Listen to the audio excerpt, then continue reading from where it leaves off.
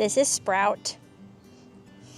So if you've been following along, we did x-rays of all of my mama goats to kind of see what's the least amount of babies they had in there.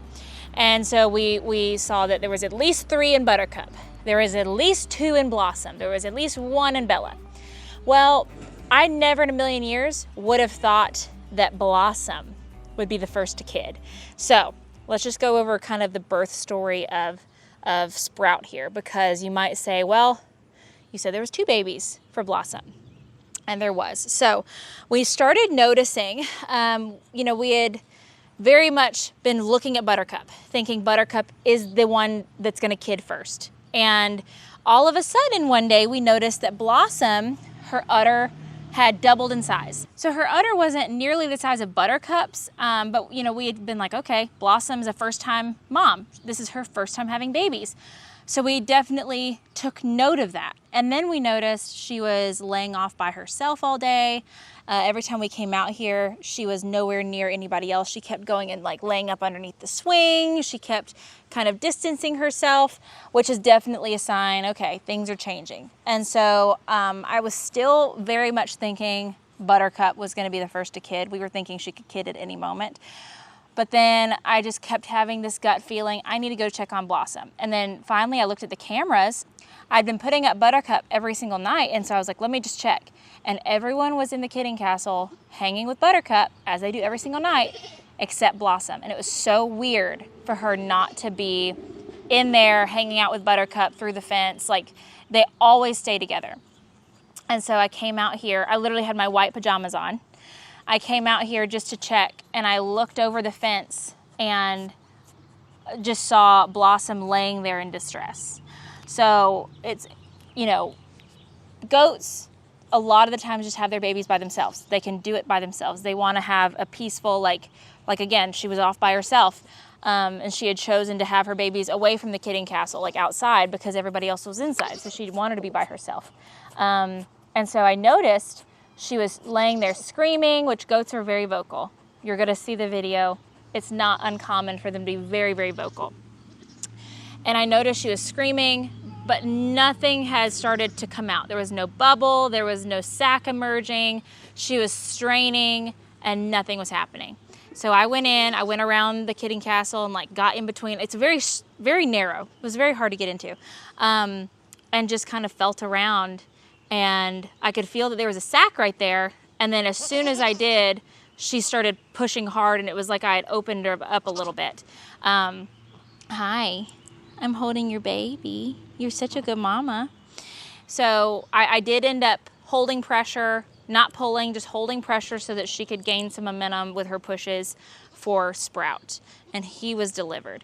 Generally speaking, not always, generally speaking, with multiple births with goats, there's going to be 15 to 30 minutes in between each kid.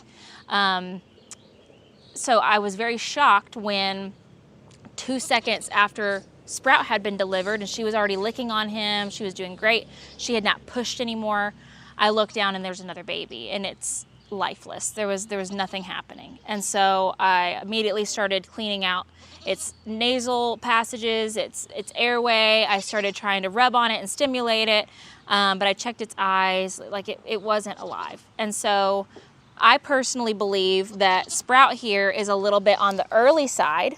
He's about a week old at this point, and he's, honestly not much bigger than the babies that were born yesterday. So we're gonna meet those here in a bit too. But Sprout, so he was born, he had a stillborn sibling, and I truly believe what happened was the stillbirth, the birth in utero, I think kick-started her labor a little bit early, and I don't necessarily think her body was perfectly prepped for the birth. I think it went so fast that I don't quite think she was as dilated as she should have been. I don't think her body was just ready. And he was still even a little bit on the small side. So I did supplement him a smidge at the beginning, gave him some colostrum right off the bat. She was so enamored by him and licking him and just so obsessed with him that she wanted him in front of her. So she wasn't really allowing him to go back and try to nurse. We ended up holding her and allowing him to nurse. And then ever since then, they've been fantastic. They have been the perfect little duo. Blossom has been the best mama. He's been such a good little eater. Again, I do think he's a little bit on the smaller side, but we were just so happy that he was okay and that Blossom got to be a mom this year. So let's just kind of watch them and bask in their cuteness for a moment, and then I'll introduce you to the newest babies.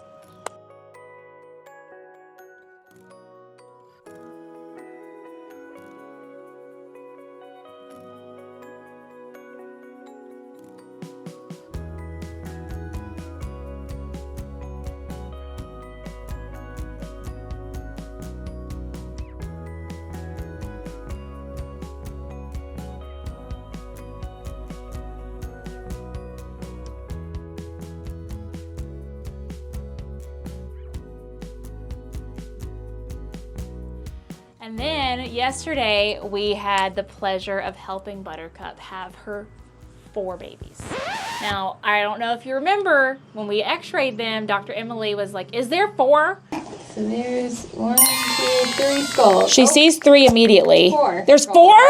There's 4? And then we all kind of talked ourselves out of it. We were all like, no, there's just 3. But we were right. There was 4. So let me introduce you in birth order. We do have footage of every single one of these babies being born that we'll throw up, okay? So come here, sweet girl. Baby girl. Oh, we're having some milk poops. That's so good to see. We love little yellow milk poops. So baby girl number 1 is so loud. She is the loudest. She is the most diva-ish. She is gorgeous. She looks just like her daddy. But this is baby girl number 1. I was shocked at the size of her. We are going to weigh these babies at the very end of this. It's important that with multiples, really any babies, that you weigh them periodically to make sure they're gaining weight and getting all the milk they need. And especially with Buttercup taking care of 4, we've already started to supplement them a bit. So we're giving them little bits of bottles here and there, and hopefully can get them used to a bottle so that we can, like once a day, give them all, a good meal and make sure that she's not overwhelmed. All right, so this was baby girl number 1. I need number 2.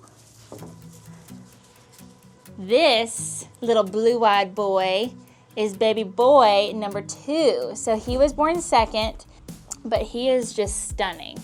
Look at these markings, these eyes, these legs. He is just so amazing. So this is baby boy number 2.